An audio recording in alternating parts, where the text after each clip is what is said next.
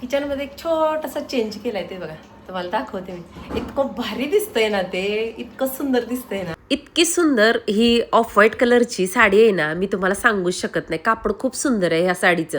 काही साड्या 8 दिवसापूर्वी मी तुमच्यासोबत शेअर केल्या होत्या, त्याही तुम्हा सगळ्यांना खूप आवडल्या.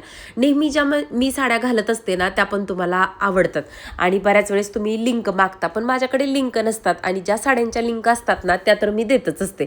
आणि म्हटलं चला माझी चॉईस तुम्हाला आवडती ना, तर ऑनलाईन काही साड्या मी मागवते, दाखवते आणि मलाही आता व्लॉगमुळं व्हिडिओमुळं साड्या लागत असतात, त्यामुळे ज्या आवडतील ना त्या ठेवून घेत असते.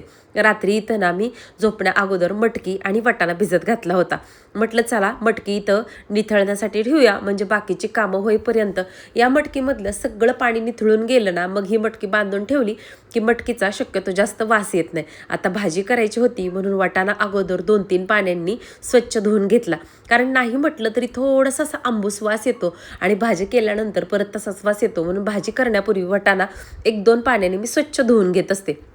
आणि बघा त्यानंतर इथं कुकरमध्ये ना तेल गरम करायला ठेवलं होतं, सोबतच बाजूची कामं पण चालू होती. आता कुकरमधलं तेल गरम झालं की अर्धा चमचा जिरी आणि मोहरी टाकून घेतली. तडतडली की बारीक कट केलेला कांदा चांगला सोनेरी रंग येईपर्यंत परतून घेणार आहे. आता हा छोटा कुकर आहे ना 1.5 लिटरचा, हा खूप उपयोगाला येतो, कारण सकाळची भाज्यांची गडबड असते. वाटाणा हरभऱ्याची उसळ केली ना, चांगली शिजवली तर ती मुलांना आणि आपल्याला सुद्धा पचायला हलकी जाते. म्हणून शक्यतो वाटाण्याची भाजी किंवा मग जे काही भाज्या आहेत ना काही, त्या कुकरमध्ये शिजवते. आणि हा छोटा कुकर आहे ना, एक 4 ते 5 माणसांच्या फॅमिलीसाठी खूप चांगला आहे. आता कांदा सोनेरी रंग येईपर्यंत परतून झाला, त्यानंतर लालबुंद पिकलेला टमाटर टाकून तेल सुटेपर्यंत परतून घेतला. त्यानंतर लसूण, कोथिंबीर आणि ओल्या नारळाचं जे वाटण होतं ना, थोडंसं तीळ घालून केलेलं, ते वाटणसुद्धा ह्याच्यामध्ये टाकलं, तेल सुटेपर्यंत परतून घेतलं. सुक्या मसाल्यांमध्ये हळद, धनेपूड, जिरेपूड, साठवणीचं काळं तिखट, हिंगपूड अशा सगळ्या गोष्टी टाकून घेतल्या. चवीपुरतं मीठसुद्धा टाकून घेतलं. त्यानंतर स्वच्छ धुतलेले जे वाटाणे होते ना ते टाकून घेतले. हे सगळं व्यवस्थित आपल्याला मिक्स करून घ्यायचे. तुम्ही नक्की कुकरमध्ये अशा पद्धतीची वाटाण्याची भाजी करून बघा. अगदी पावभाजीसोबतची जशी भाजी लागते ना, तशीच अशा पद्धतीने केली लागते. लास्टला शेंगदाण्याचा कूट टाकून घेतला आणि मिक्स करून घेतलं.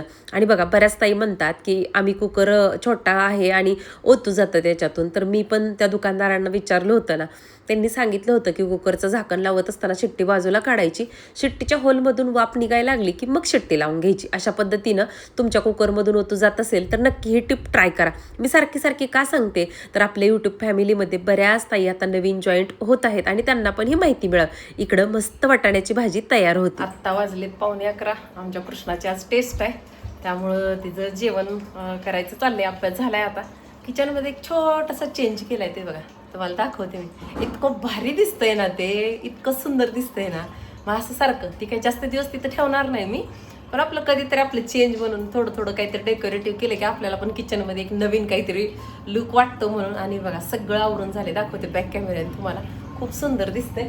आता काम झाले माझं सगळं. वाटाण्याची रेसिपी सकाळपासूनचा ब्लॉग जर आवडला असेल तर प्लीज लाईक करा. मी ठरवलंय आता जर 500 लाईक कंटिन्यू आपल्या लॉंग व्हिडिओला यायला लागले तरच लॉंग ब्लॉग मी बनवणार, नसेल तर मग मी रोज फक्त डेली शॉर्ट व्हिडिओ टाकणार. मग तुम्ही ठरवा की मी लॉंग व्हिडिओ टाकायला पाहिजे की नाही पाहिजे.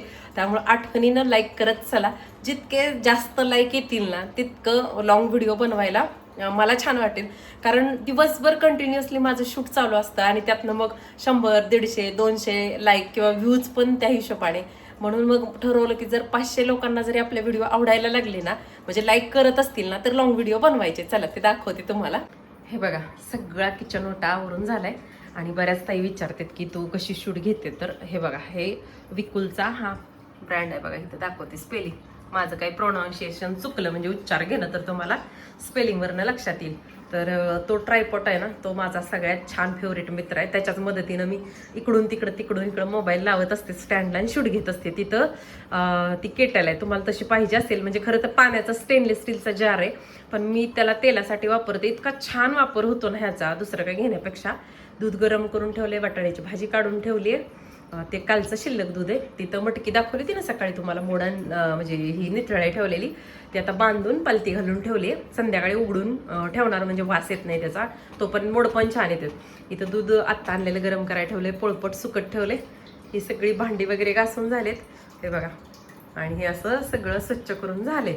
मला वाटतं सारखं की इथं काहीतरी हे साबण वगैरे ह्याचे बॉक्स आहेत ना, हे ठेवण्यासाठी इथं काहीतरी घ्यावं, पण ते खूप अडचण होईल ना, म्हणून माझी घ्यायची इच्छा होत नाही. मला सुटसुटीत असेल ना तेवढं आवडतं. आता पाण्याच्या जारमध्ये ना घासून मस्त असं पाणी सोडलं होतं, फिल्टरमधलं पाणी संपलंय आता, म्हणजे भरेल ते थोड्या वेळाने. आणि हे बघा काय भारी दिसतंय बघा, हे सुंदर दिसतंय एकदम. जेवताना बोलू नये असं लहानपणी तो स्लोगन होती बघा, डोंट टॉक वेल इटिंग, ते असायचं लहानपणी नर्सरीमध्ये. तसं आहे म्हणजे हे किचनमध्ये शोभून दिसतंय की जेवताना बोलायचं नाही. आणि ते ओलं होऊ नये म्हणून मी काय केलंय, छोटा कागदाचा तुकडा आहे ना तो कट करून ह्याच्या खाली ठेवला, जेणेकरून ह्यानं जर पाणी ह्या मातीतलं ऑब्झर्व केलं तर म्हणजे शोषून घेतलं तर हे खराब होईल. म्हणून मग मी तिथं एक कागदाचा तुकडा टाकून त्या मातीवरती बसवलंय. इथं 4 आहेत ह्याच्याकडं माझ्याकडं, म्हणजे नसतं का वाईट बोलू नये वाईट ऐकू नये तशा टाईपचे. आणि कसं दिसतंय मला नक्की कमेंट करून सांगा. आता हे एक एक्स्ट्राचं काम आहे माझं आणखीन बरं का. दळण आणले, आता चाळायचंय, बघू कधी वेळ मिळेल ना तेव्हा चाळतेच ती नक्की. इकडं 11:45 वाजलेत, जरा बाहेर फिरून येऊ बागेत. बाहेर आले खरं पण बिलकुल ऊन नाही बघा. 11 वाजलेत, कसं वातावरण आहे बघा, एकदम रुक्क सुक्क वातावरण आहे. आणि हे टोकियारी दाखव म्हणून एका ताईची सारखी कमेंट होती, ते दाखवते बॅक कॅमेऱ्याने तुम्हाला. हे बघा अशी झाली ही टोकियारी, खूप छान झाली. आता ही दुसरं आहे आपलं झाड, आणि हे अशी एकदम छान डेरेदार झाली आहे. एक मिनटं फिरवून दाखवतो. हे बघा पाठीमागून पण हिचा आकार असा झाला आहे. म्हणजे ज्या काही फांद्या फुटल्या होत्या ना मी त्या अशा खोचल्यात आतल्या बाजूला, कारण हे सगळं आपल्याला कसं एकदम दाट बनवायचं आहे ना, त्यामुळं जेवढं दाट बनेल ना तेवढं छान होतं. आणि हे जेवढं कटिंग करतो ना आपण तेवढं हे सुंदर होते, तेवढं दाट आणि छान दिसायला लागते. हे अशी फांदी छोटी आली की तर सांद करून ना मी ह्याला आत घालून घेत असते, त्यामुळे एकदम छान झाली. आता ही फांदी कुठल्या बाजूची आहे बघा, लगेच आतल्या बाजूला टाकून घ्यायची, म्हणजे हे दाट होत जाते सगळं. म्हणजे मधले जे गॅप आहेत ना, हे बघा अशा तारा लावलेत अर्धगोलमध्ये, ते गॅप आहेत ना सगळे भरून निघतात. तुम्हाला लवकरच ह्याचं कशी बनवली ना टोकियारी त्याचा व्हिडिओ पण लवकरच मी शेअर करते. हे बघा कसली मस्त झाली ना.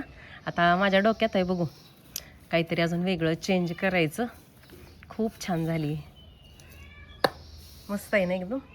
बसल्या बसल्या असं काहीतरी करायचं म्हणजे मन आपलं गुंतून राहतं. हे माझं रोजमेरीचं झाड किती छान आले बघा. पाणी सुकल्याशिवाय मी पाणी घालत नाही ह्याला, एकदम मस्त आले.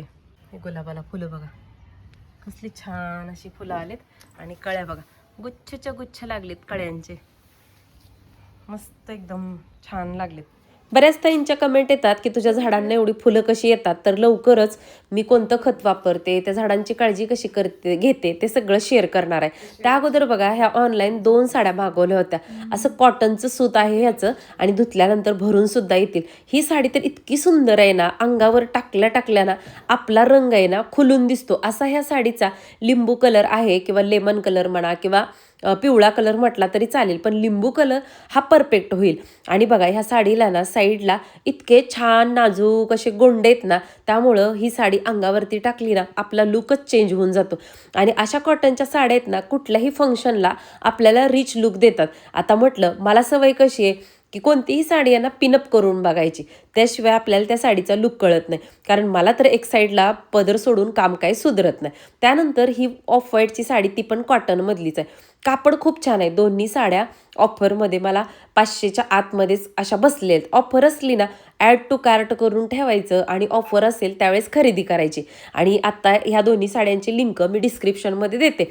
आत्ता जरी ऑफर चालू असेल ना तर तुम्ही नक्की मागवा, खूप छान आहेत छोट्या मोठ्या फंक्शनसाठी. किंवा ही साडी आहे ना श्रावणी सोमवार किंवा एखाद्या वेळेस आपल्याला सोमवारी वगैरे महादेवाच्या मंदिरात जायचं असेल ना तर घालण्यासाठी खूप गोड साडी. ह्याच्यावरची जी डिजिटल प्रिंटची फुलं आहेत ना ती खूप सुंदर दिसतात. आणि अंगावरती पूर्ण असा पदर घेतला ना, त्यातल्या त्यात ही मी अगोदर जे साडी घातली होती ना त्याच्याचा ब्लाऊजसुद्धा ह्याच्यावरती परफेक्ट मॅचिंग झाला होता, त्यामुळे एकदम लुक छान वाटत होता बघा. आता खरं तर ही जी अंगावरती माझी अगोदरची साडी आहे ना गुलाबी ग्रे रंगाची, त्याचा तर ब्लाऊज मी आणखीन शिवलेलाच नाही. तर कसा वाटला आजचा तुम्हाला ब्लॉग? आवडला असेल तर लाईक आणि सबस्क्राईब करा.